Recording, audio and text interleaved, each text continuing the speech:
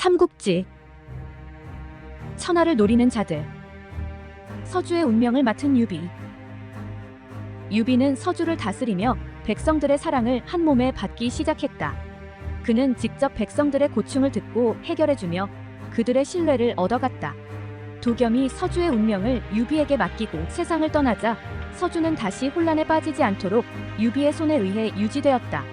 이때부터 유비는 군주의 자질을 본격적으로 드러내며 자신만의 통치 스타일을 발전시켜 나갔다.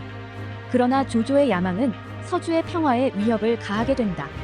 도겸은 병세가 악화되자 서주를 유비에게 맡기고자 했다. 유비는 처음에는 이를 거절했지만 도겸의 진심 어린 간청과 백성들의 염원에 의해 결국 수락하게 된다.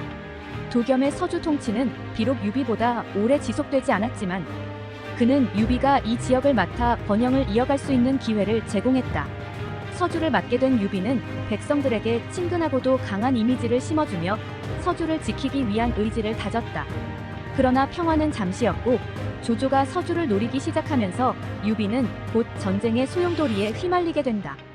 조조는 그의 카리스마와 정치적 계산을 통해 유비의 통치에 간섭하려 했고 서주는 다시금 위기에 처하게 된다. 조조의 야망과 허도의 건설. 조조는 자신의 권력을 강화하기 위해 수도를 허도로 옮기기로 결정한다.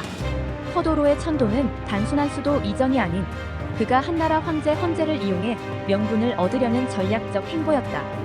조조는 수도 이전을 통해 자신의 군사력과 정치력을 강화하며 점차 자신이 천하를 손에 쥐기 위한 계획을 실행에 옮기고 있었다.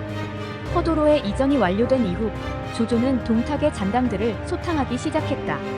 동탁의 죽음 이후에도 남아있던 잔당들은 여전히 천하를 어지럽혔고 이를 진압하는 것이 조조의 첫 번째 과제가 되었다. 그는 이들을 하나하나 처리하면서 민심을 얻고 권력을 강화했다.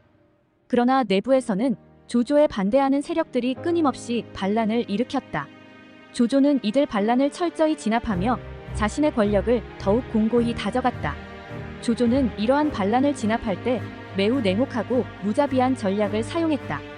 그는 민심을 두려움으로 억누르고 자신에 대한 도전을 용납하지 않았다.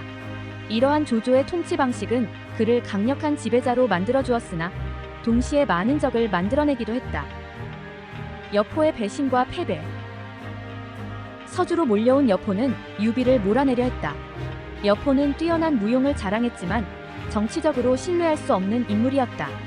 그는 여러 주군을 배신하며 자신의 세력을 확장하려 했고 유비의 서주를 손에 넣으려 했다. 여포는 강력한 군사력과 전술을 동원하여 서주를 공격했지만 유비는 관우와 장비의 도움으로 이를 방어해냈다. 여포는 당시 중국 전역에서 최강의 전사로 평가받았고 그의 군사력도 매우 강력했다. 그는 유비를 상대로 한 초기 전투에서 승리를 거두었고 그 위세는 대단했다. 그러나 여포는 정치적 안목이 부족하고 동맹을 쉽게 배신하는 성향을 지니고 있었다. 결국 그는 유비와 치르는 전투에서 자신의 기회를 제대로 살리지 못하고 오히려 서주에서 퇴각할 수밖에 없었다.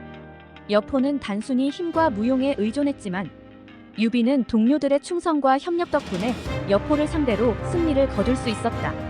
유비의 이러한 승리는 그에게 큰 자신감을 심어주었고 장차 천하를 노리기 위한 더 큰 야망을 품게 만든 계기가 되었다. 조조의 개입과 유비의 시험.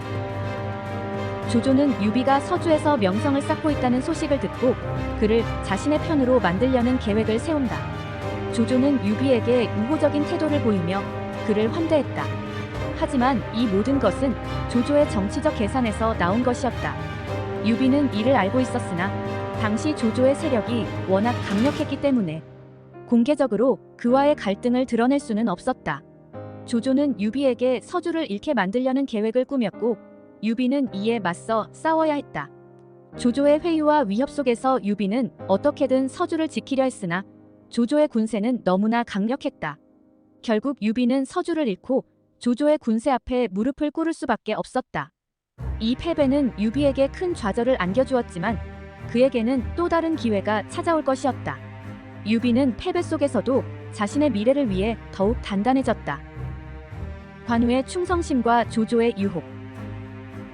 조조는 유비와 가까운 인물들 중에서도 특히 관우에게 관심을 기울였다. 그는 관우의 강력한 무예와 뛰어난 인품을 알고 있었고 그를 자신의 휘하에 두기 위해 다양한 방법을 동원했다.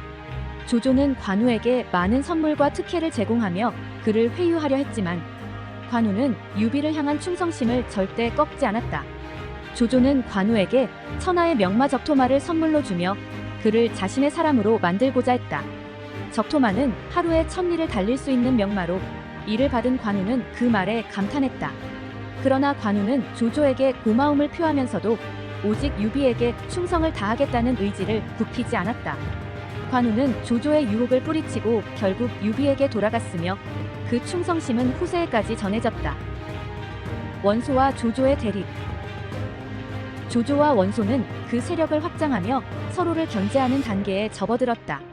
원소는 북방에서 강력한 군사력을 갖추고 있었고 조조는 남쪽에서 점차 세력을 넓혀가고 있었다.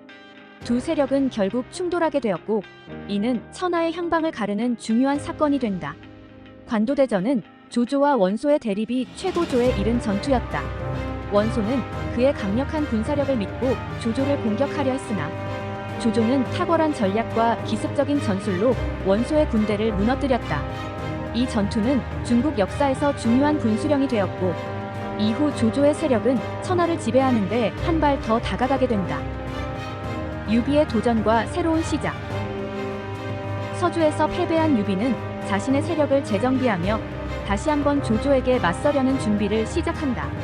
그는 천하를 향한 자신의 꿈을 포기하지 않았으며 더욱 단단해진 의지로 새로운 도전에 나선다.